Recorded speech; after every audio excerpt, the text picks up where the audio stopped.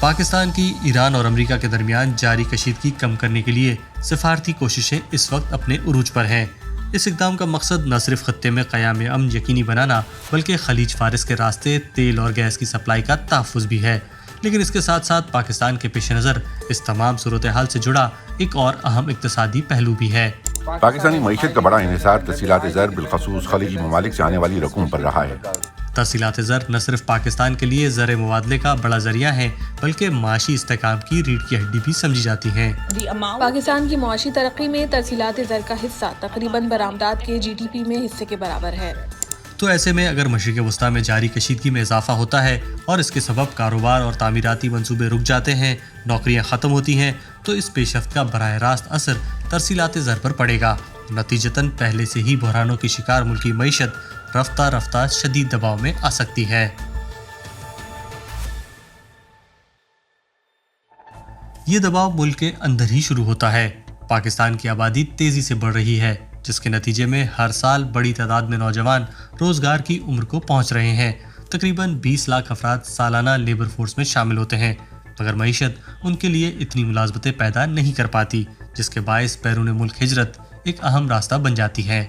سرکاری طور پر رجسٹرڈ اقتصادی مہاجرت میں 2005 سے نمایاں اضافہ شروع ہوا، جو 2015 میں تقریباً 10 لاکھ کی بلند ترین سطح تک پہنچ گئی۔ کچھ عرصے کی کمی کے بعد یہ تعداد دوبارہ بڑھی اور صرف سن 2023 میں تقریباً 9 لاکھ تک جا پہنچی، اور یہ ہجرت دنیا بھر میں یکساں طور پر نہیں ہوئی۔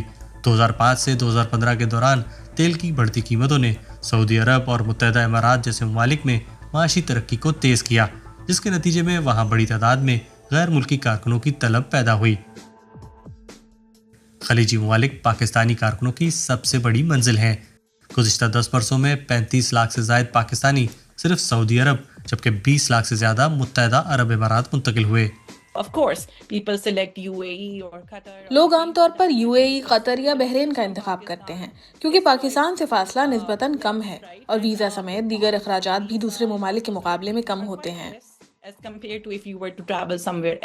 اور یہ تعلق یک طرفہ نہیں ہے۔ جب جنگ کے اثرات خلیجی ممالک تک پہنچے تو پاکستانی اور دیگر جنوبی ایشیائی کارکن سڑکوں، تعمیراتی منصوبوں اور بنیادی خدمات کے شعبوں میں کام جاری رکھ کر ان معیشتوں کو چلانے میں اہم کردار ادا کرتے رہے۔ میرا خیال ہے کہ پاکستان، بھارت، بنگلہ دیش اور نیپال سے تعلق رکھنے والے کارکنوں کے حالات کافی حد تک ایک جیسے ہیں، جو متحدہ عرب امارات کے زیادہ تر ورکنگ کلاس شعبوں میں کام کرتے ہیں۔ ان میں سے بہت سے لوگ اس وقت فرنٹ لائن صنعتوں میں کام کر رہے ہیں، جبکہ متوسط طبقے کے کئی افراد گھر سے کام کرنے لگے ہیں، لیکن اب بھی بڑی تعداد میں ڈیلیوری ڈرائیورز، مالی، سیکیورٹی گارڈز اور دیگر روزمرہ کے کام کرنے والے افراد موجود ہیں، جنہیں اپنے کام کے لیے باہر نکلنا ہی پڑتا ہے۔ لیکن یہ کارکن یہ خطرات بے مقصد نہیں اٹھا رہے۔ ان میں سے اکثر اپنے خاندانوں کو پیچھے چھوڑ کر جاتے ہیں، جس سے وہ رقوم جو وہ گھر بھیجتے ہیں اور بھی زیادہ اہم ہو جاتی ہیں۔ یہ ترسیلات زر حکومت یا ریاستی منصوبے میں نہیں جاتی۔ بنیادی طور پر یہ افراد اپنی فیملیز کو پیسے بھیجتے ہیں، عام طور پر ایک فرد اپنی تنخواہ کا بڑا حصہ بلکہ اکثر تقریباً پوری آمدنی اپنے گھر والوں کو واپس بھیج دیتا ہے۔ اور یہ رقم نہ صرف روزمرہ زندگی کی ضروریات پوری کرنے میں مدد دیتی ہے بلکہ اس کے اثرات اس سے کہیں زیادہ وسیع ہوتے ہیں۔ مہاجرت نہ صرف قلیل اور طویل مدتی سرمایہ کاری کو بہتر بناتی ہے بلکہ اس سے چھوٹے کاروبار کو فروغ ملتا ہے، تعلیم میں بہتری آتی ہے، خاص طور پر لڑکیوں کی تعلیم میں، اور ہم دیکھتے ہیں کہ ہجرت کرنے والے خاندانوں کے لڑکوں کی صحت غیر ہجرت کرنے والے گھروں کے مقابلے میں نمایاں طور پر بہتر ہوتی ہے۔ معاملے کو سمجھنے کے لیے اگر اعداد و شمار پر نظر ڈالیں تو مالی سال 2025 میں پاکستانی کارکنوں نے 38 ارب ڈالر مالیت سے زائد کی رقوم بیرون ممالک سے بھجوائیں۔ ان رقوم کا 54% خلیجی خطے سے بھجوایا گیا۔ سعودی عرب ان رقوم کی ترسیل کا سب سے بڑا ذریعہ رہا، جہاں سے تقریباً 9.5 ارب ڈالر موصول ہوئے، جبکہ متحدہ عرب امارات سے قریب 8 ارب ڈالر آئے۔ ترسیلات زر پاکستان کی مجموعی قومی پیداوار جی ڈی پی کا تقریباً 10% بنتی ہیں۔ ترسیلات زر مبادلہ کا سب سے بڑا ذریعہ ہیں، جو برآمدات سے بھی زیادہ ہیں، جو اسی عرصے میں تقریباً 30 سے 32 ارب ڈالر تھی، اور براہ راست غیر ملکی سرمایہ کاری سے بھی کہیں زیادہ، جو تقریباً 2 ارب کے قریب ہے۔ لیکن عالمی بے یقینی اور بحران کے ادوار میں ان ترسیلات زر کا کیا ہوتا ہے؟ ہم نے کووڈ کے دوران ترسیلات زر میں اضافہ دیکھا۔ یہ نجی سماجی تحفظ کے ایک نظام کی طرح کام کرتی ہیں جسے ہم انشورنس موٹیو کہتے ہیں، یعنی جب تارکین وطن کے خاندان اپنے ملکوں میں مشکل حالات کا سامنا کرتے ہیں تو وہ زیادہ پیسے گھر بھجواتے ہیں۔ قلیل مدت کا کوئی جھٹکا یہ معنی نہیں رکھتا کہ تمام فوائد ختم ہو گئے ہیں۔ یہ بات بہت اہم ہے۔ ہجرت کرنے والے خاندان عام طور پر مشکل وقت کے لیے بچت کرتے ہیں، اس لیے اگر کسی مخصوص مدت میں ترسیلات زر کم بھی ہو جائیں تو ماضی میں آنے والی رقوم کے مثبت اثرات برقرار رہتے ہیں۔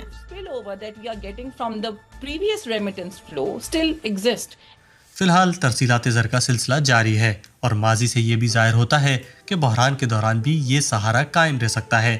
تاہم اگر جنگ طویل ہو گئی تو بڑا خطرہ بعد میں سامنے آ سکتا ہے۔ کم بھرتیوں، بیرون ملک جانے والوں کی تعداد میں کمی اور ملک پر بڑھتے معاشی دباؤ کی صورت میں پاکستان کے لیے ترسیلات زر اب بھی ایک اہم سہارا ہے، لیکن یہ بحران اس حقیقت کو واضح کرتا ہے کہ کوئی ملک ہمیشہ کے لیے اپنے افرادی قوت کو بیرون ملک بھیجنے پر انحصار نہیں کر سکتا۔ آج کی اس ایکسپلینر ویڈیو میں بس اتنا ہی۔ امید ہے آپ کو ہماری یہ ویڈیو پسند آئی ہوگی۔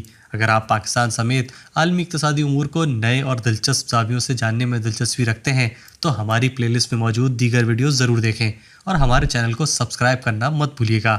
اور آپ اس موضوع کے حوالے سے اپنی رائے کمنٹ سیکشن میں دے سکتے ہیں اور ایک تعمیری مکالمے کے ساتھ اپنی، ہماری اور دیگر صارفین کی معلومات میں اضافہ کر سکتے ہیں۔